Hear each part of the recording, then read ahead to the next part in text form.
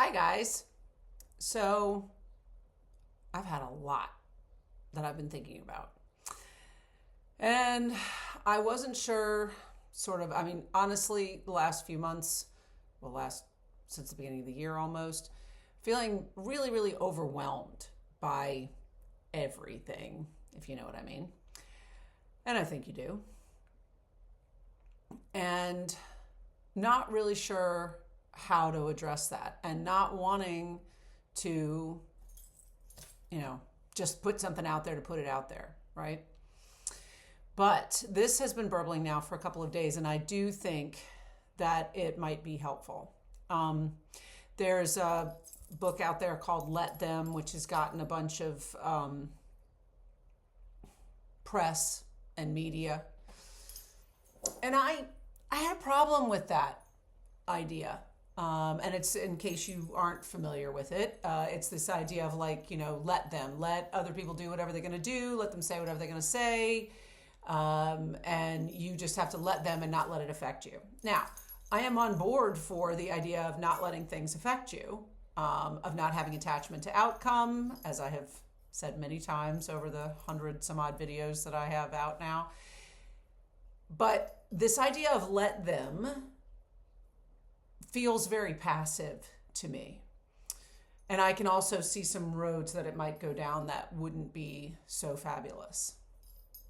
And with all of the things competing to put you in fear, put you in anger, put you in shame, put you in guilt, put you in all of those negative lower registers, right?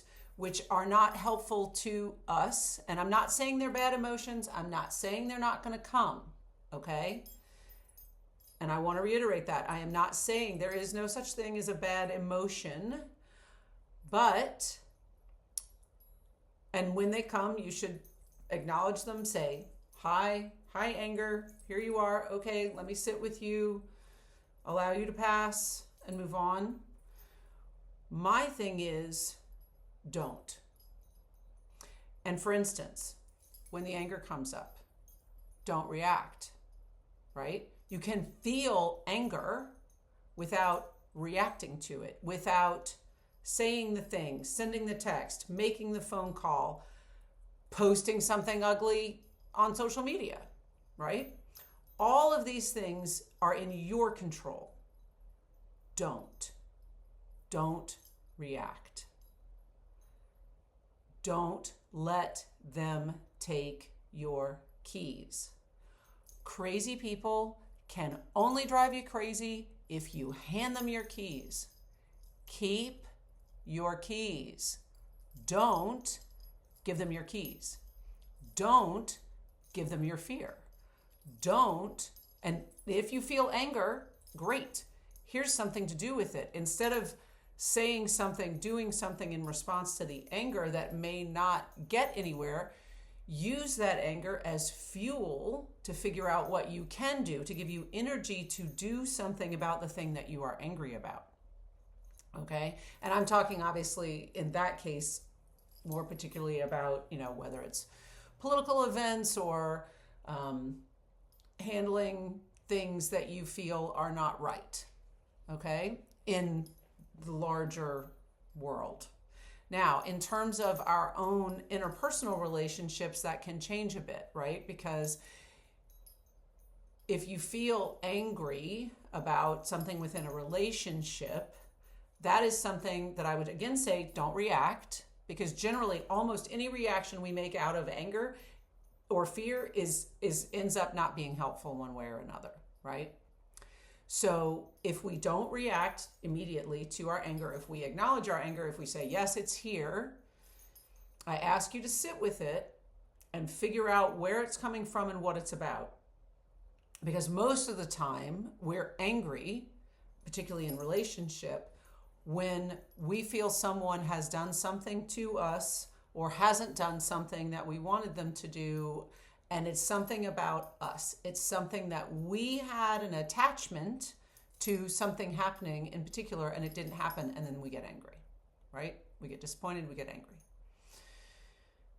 So this is again where don't comes in. Don't react. Don't allow yourself to just get taken into the moment. Don't allow your amygdala to do that to you.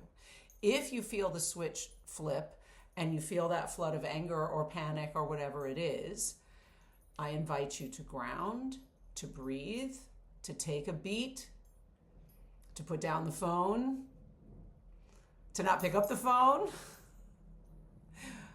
Just don't. Sit with it.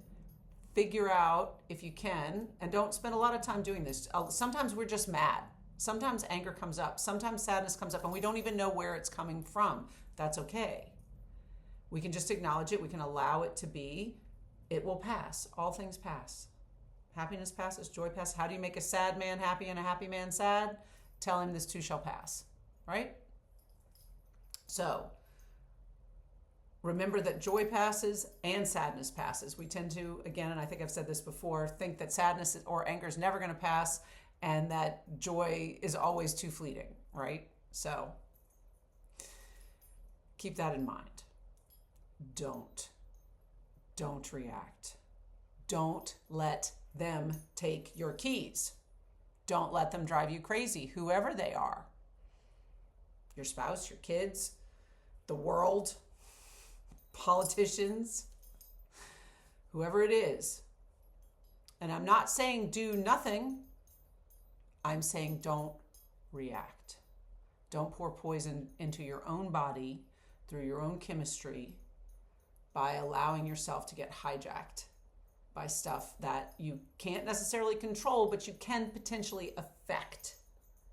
Whether that's by voting, today is voting day, or whether that's by intervening in some other way, whether that's not buying certain things or not participating in certain activities or participating in other activities, whatever that may be. So I wish you well.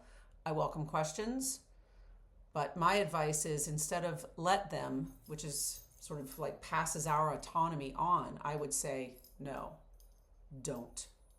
Don't let them take your keys. Keep your keys. Don't let them drive you crazy. Don't react. Hold on. You can do this.